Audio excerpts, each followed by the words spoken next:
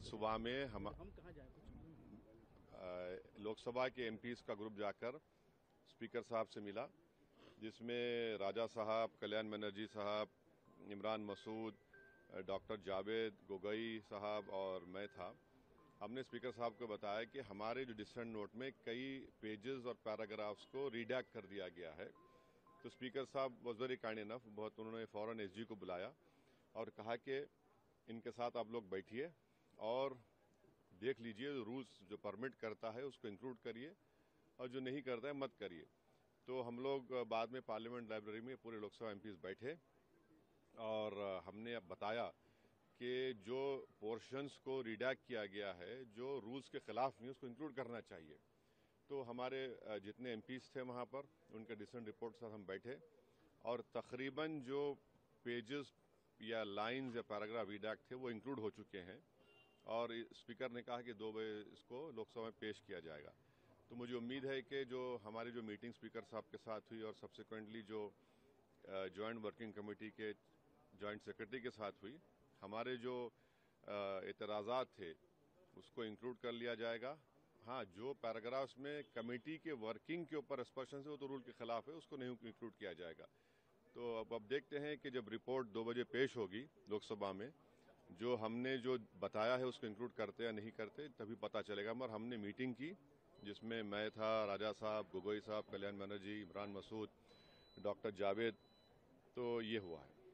आप लोग सर पेश होने देंगे बिल्कुल राज्यसभा में जब पेश हुआ ये रिपोर्ट? देखिए जब मैं ही तो कह रहा हूँ आपको कि लोकसभा स्पीकर साहब से हमारी सुबह मुलाकात हुई, स्पीकर साहब ने बुलाकर एसजी को सेक्रेटरी जनरल कहा।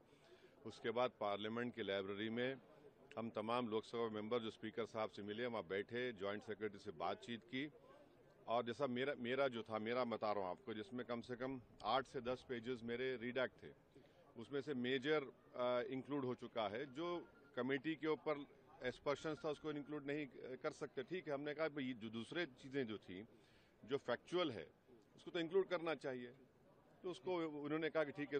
देखिए, पहले तो जेपीसी बना करके एक नाटक किया गया और उसके बाद जितने सदस्य थे अपोजिशन के, उनकी किसी की बात को न सुनना, उनके दिए गए नोट्स को डिलीट करना, ये जो एक तरह से संसदीय परंपरा में जिस तरह से जेपीसी के जो अधिकार हैं उसको बाईपास करके सरकार जो करना चाहती है वो बहुत शर्मनाक है। इसके पीछे दरअसल वो देश के बहुत प्राइम लोकेशन पे जो वक्फ बोर्ड की जमीनें हैं उनको लूटना चाहते हैं। ये जब कृषि कानून लेकर के आए थे तब भी इनका मकसद जो है वो उद्योगपतियों को फायदा पहुंचाना था। आज इन्होंने वक्फ बोर्ड पे हमला बोला है, कल ये जो है वो गुरुद्वारों पर हमला बोलेंगे, परसों मंदिरों पर बोलेंगे, फिर चर्चों पर बोलेंगे। ये दरअसल उद्योगपतियों को फायदा पहुंचाने वाली सरकार है। इसलिए अपोजिशन लगातार मजबूती के साथ इस मुद्दे पर सरकार से कह रहा है कि आप वक्फ बिल जो लेकर के आए हैं और उसमें जेपीसी की रिपोर्ट जो आपने टेबल किया, आप अपोजिशन को क्यों नहीं सुनना चाहते? तो फिर लोकतंत्र का मतलब क्या है? फिर आप जेपीसी बनाने का मतलब क्या है? ये नाटक बंद करिए। फिर अमित शाह जी ने कहा कि डिसेंट नोट जितने भी अपोजिशन मेंबर का सबको इंक्लूड किया जाएगा। नहीं, आप एक तो जो स्टेक होल्डर नहीं है उनको बुला करके आप उनके नोट्स लेंगे और जो मेंबर्स हैं आप उनको कहेंगे कि डिसेंट, आप तय करेंगे कि क्या डिसेंट है और क्या डिसेंट नहीं है। जो आप चाहेंगे वही होगा। डिसेंसी तय कौन करेगा? आप लोकतंत्र में तो सबकी आवाज सुननी पड़ेगी आपको ना, संसदीय परंपरा में आपको सबको साथ लेकर के चलना पड़ेगा। जेपीसी के जो सारे मेंबर हैं, आपने कैसे तय कर लिया कि उनके नोट्स डिसेंट नहीं है?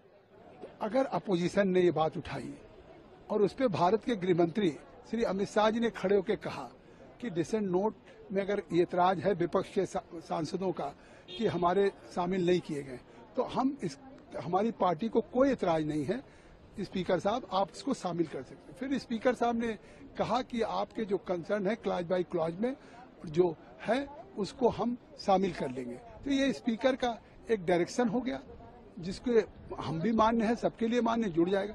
अब इसके बाद बहिष्कार किया तो क्या ये संसदीय लोकतंत्र पे कुठाराघात नहीं है? मुझे लगता है कि सरकार के खिलाफ कभी भी जब विपक्ष किसी बात पे वॉकआउट करता है तो सरकार के खिलाफ करता है। Speaker is a custodian of the house. आज उन्होंने जब गृह मंत्री जी ने कह दिया कि हमारी पार्टी को कोई इतराज नहीं, जोड़ दिया जाए, और स्पीकर साहब ने उस पर फैसला कर दिया, तो ये नई परंपरा किया है जो आज नई परंपरा इस तरह से कांग्रेस रोज कर रही है। देखिए, मैं जेपीसी का मेंबर था। बड़े अफसोस की बात है विपक्ष के सदस्यों ने जो अपना डिसेंट नोट दिया, जो उन्होंने अपना विरोध दर्ज कराया, उनका विरोध भी शामिल नहीं किया गया। ये आपने मजाक बना रखा है जेपीसी रिपोर्ट को। भाई जो आप हमारी राय से सहमत हो सकते हैं, असहमत हो सकते हैं। डेमोक्रेसी के अंदर अलग अलग पार्टियों को अपनी राय देने का हक है। आप उसको कूड़ेदान में कैसे डाल सकते हैं? और याद रखिएगा, इतिहास हमें माफ नहीं करेगा। ये आज शुरुआत है, आगे गुरुद्वारों की जमीनें कब्जा करने का बिल लाएंगे, ये मंदिरों की जमीनें कब्जा करने का बिल लाएंगे, चर्चों की जमीनें कब्जा करने का बिल लाएंगे और सारी जमीनें कब्जा करके अपने दोस्त अडानी और चंद पूंजीपतियों को देंगे।